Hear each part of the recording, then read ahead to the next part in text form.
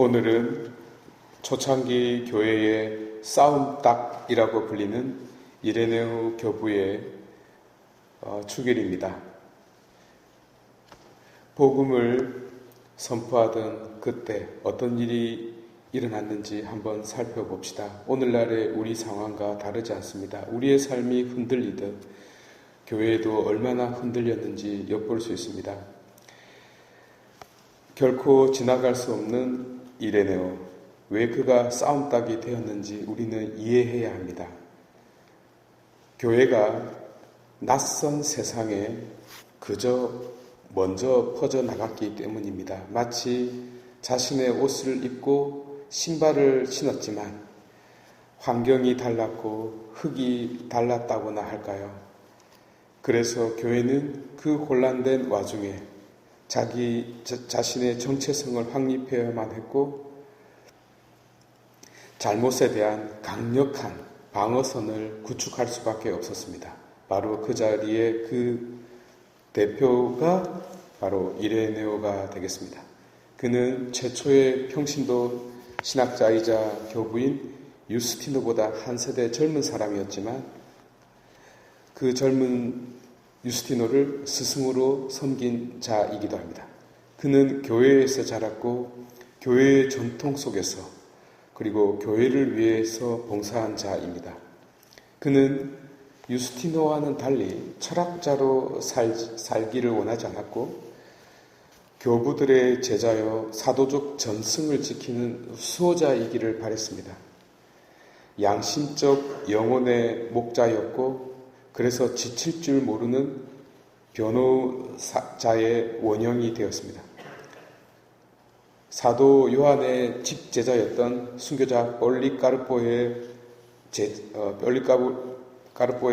설교를 듣고 마음속으로는 또 다른 그의 스승으로 삼았습니다.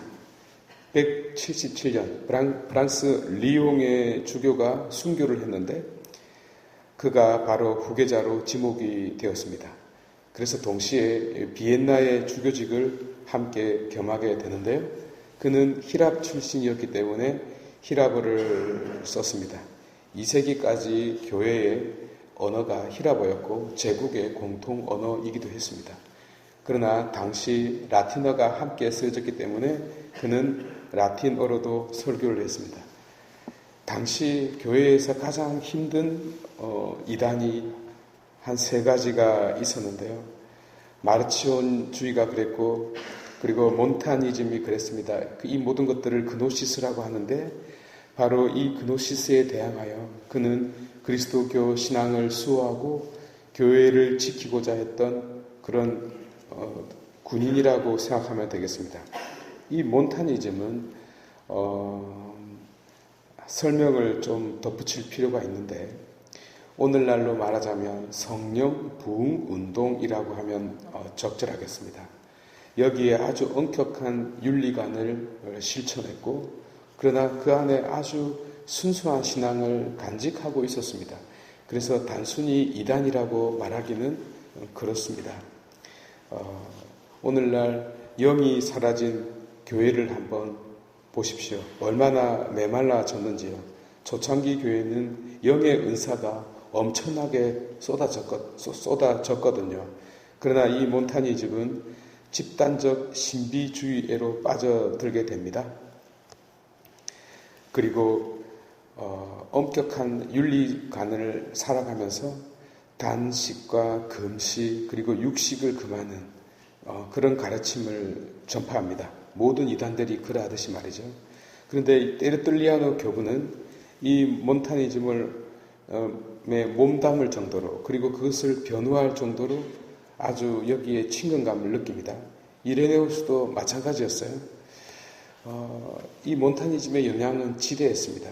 긍정적으로 따지자면 신약 성경 요한계시록이 성경에 들어오게 된 이유가 바로 이 몬타니즘 때문이라고 해도 말이 아닙니다. 천년 왕국설의 모태도 되었고요. 그래서 이 몬타니즘은 특별히 이 성령운동을 지속시키면서 교회가 세속화되고 정치화되고 어떤 제도화되는 것에 반대를 했어요. 그래서 어떤 교부들은 여기에 굉장히 큰 관심을 갖고 있고 오늘날에도 새로 연구되고 있는 이단입니다. 어쨌든 이 이단은 기독교 신앙을 이원론으로 만들고 그리고 세상 도피적인 구원의 종교로 이렇게 몰고 감으로써 그리스도는 그저 우주적 차원을 지닌 그리스의 신화적 존재와 다를 바 없게 되고 맙니다. 또한 플라톤의 사상처럼 우리가 육신의 감옥에서 벗어나서 영원히 해방되어야 되는 그런 이원론애로 교회를 몰고 가게 되죠. 이에 이레네우스는 적대자들을 아주 공격합니다. 그러나 그의 논박은 체계적이지 못했고 그저 지리멸렬한 비방이나 의심, 단죄 혹은 만화화할 정도에 불과했습니다. 물론 신앙을 진술할 때 그의 수준은 보통이 아니었죠. 그는 창조와 구원을 서로 연관시킬 줄 아는 자였습니다. 성 어거스틴도 그의 영향을 받아 이렇게 이야기하지 않습니까?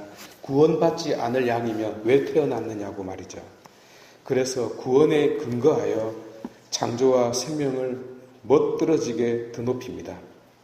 그래서 그는 성경을 3단계로 설명함으로써 우리 인류를 드높입니다. 옛 계약에서 예언자들을 통하여 하느님은 당신 자신을 주님으로 증거하시고 성자를 통해서 우리가 양자로 곧 하느님의 자녀됨으로 자녀가 될 수 있도록 허락을 받았고 장차 다가올 나라에서 하느님은 당신 자신을 우리에게 아버지로 드러내시는 이 구원 계획을 구원의 경륜을 설명해 줍니다. 이로써 이레네우스는 하느님의 본질을 신비 중의 신비로 설명하고 있습니다. 그래서 하느님은 높이를 알 수 없는 하늘, 깊이를 알 수 없는 바다, 측량할 수 없는 무게로 빗대어지죠. 곧 높이는 알 수 없으나 가장 낮은 곳에 임하시어 우리와 똑같이 인간이 되시어 우리를 드높여셨다는 겁니다. 하느님은 깊이를 알 수 없는 분이시나 그러나 사랑으로 우리에게 다가오셔서 헤아릴 수 없는 그 사랑을 우리에게 주신 분이십니다. 또한 측량할 수 없으나 측량할 수 없는 당신 자신을 우리 안에 선물로 선사하시는 그런 신비의 모태가 되기도 합니다. 하여 그 유명한 문구를 남기죠. 인간이 산다는 것은 하느님의 영광이요. 인간의 생명은 하느님을 바라보는 데 있다. 한번 따라해 보시겠습니까? 인간의 생명은 하느님의 영광이다. 예, 멋진 말입니다. 꼭 기억하시기 바랍니다. 그는 신앙을 변론했던 유스티노와는 달리 철학적인 자는 아니었지만 사도적 전승과 거룩한 가르침에 근거하여 신앙을 철저히 지켜내고자 했습니다. 그는 철학을 멀리한 자이지만 그는 철학을 멀리한 자가 되고 맙니다만 다시 말해 사도적 전승에 기대고 물려받은 가르침에 충실히 머물러서 철학자라는 이름과 신학자라는 명성을 잃어버립니다. 하여 이후 교부들은 그와는 달리 더더욱 철학적이 되고 말았죠. 그러나 그 덕분에 복음이 신약 성서가 되기 전부터 신약 성서로 인용되었고 결국 오늘날 신구약이 정경으로 자리 잡게 되는데 으뜸 공로자가 되었습니다.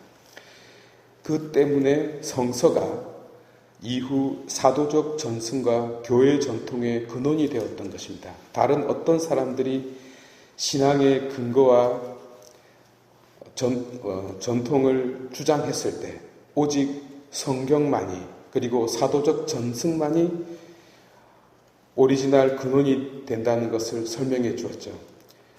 지나가는 길이었습니다만 한번 들어볼 만한 분이었기에 이 설명을 드렸습니다.